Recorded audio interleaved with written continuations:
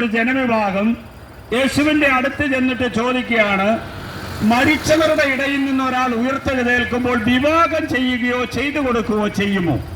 പ്രിയരെ, യേശു അവിടെ പറയുകയാണ് അവരോട്, വിശുദ്ധ ലിഖിതങ്ങളോ ദൈവത്തിന്റെ ശക്തിയോ അറിയാത്തത് കൊണ്ടല്ലേ നിങ്ങൾക്ക് തെറ്റുപറ്റുന്നത്. മരിച്ചവരുടെ ഇടയിൽ നിന്ന് ഒരാൾ ഉയർത്തെഴുന്നേൽക്കുമ്പോൾ അവർ വിവാഹം ചെയ്യുകയോ ചെയ്തു കൊടുക്കുകയോ ഇല്ല, മറിച്ച് അവരെല്ലാം ദൈവദൂതന്മാരെ പോലെയാകും. പ്രിയ സഹോദരങ്ങളെ, നമ്മളെല്ലാവരും ഇന്നല്ലെങ്കിൽ നാളെ മരിച്ചു പോകേണ്ടവർ തന്നെയാണ്. ജനിച്ചാൽ മരിക്കുക തന്നെ ചെയ്യും. പ്രിയരെ, എന്നാൽ ഈ മരണത്തിന്റെ പുറത്ത് ശാശ്വതമായ ഒരു നിത്യ സൗഭാഗ്യം നമുക്ക് കിടപ്പുണ്ട്. നമ്മളൊരു പക്ഷേ നമ്മളത് അറിയുന്നില്ല.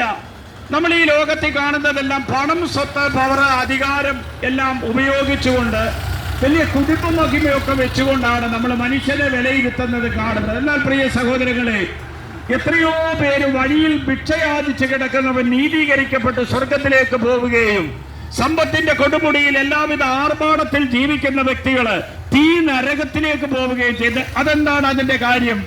സമ്പത്തുള്ളവൻ ആ സമ്പത്ത് പാവപ്പെട്ടവനോടൊപ്പം ഉപയോഗിക്കുകയും ദൈവത്തോട് പ്രാർത്ഥിക്കുകയും പാപമില്ലാതെ ജീവിക്കുകയും ചെയ്യുമ്പോൾ അവനും നിത്യസൗഭാഗ്യത്തിന് അർഹരായിട്ട് മാറുന്നു. പ്രവരെ, അതുകൊണ്ടാണ് യേശുക്രിസ്തു മാത്രം പറഞ്ഞു, ഞാൻ സ്വർഗത്തിൽ നിന്ന് ഇറങ്ങി വന്ന ജീവന്റെ അപ്പമാണ്. പ്രിയരെ, 33 വയസ്സ് വരെ ഇവിടെ ജീവിച്ച യേശുക്രിസ്തു ഒരു രാജസിംഹാസനത്തിൽ ഇരുന്ന് ഭരിച്ചോ? ഒരു ജാതിയെ പറ്റി പറഞ്ഞു? ഒരു മതത്തെ പറ്റി പറഞ്ഞു? ഏതെങ്കിലും ഒരു വിഗ്രഹം ഉണ്ടാക്കണം, നിർമ്മിക്കണം, നിങ്ങൾ എനിക്ക് പകരമായിട്ട് അതിനെ പൂജിക്കണമെന്ന് പറഞ്ഞോ? ഇല്ല.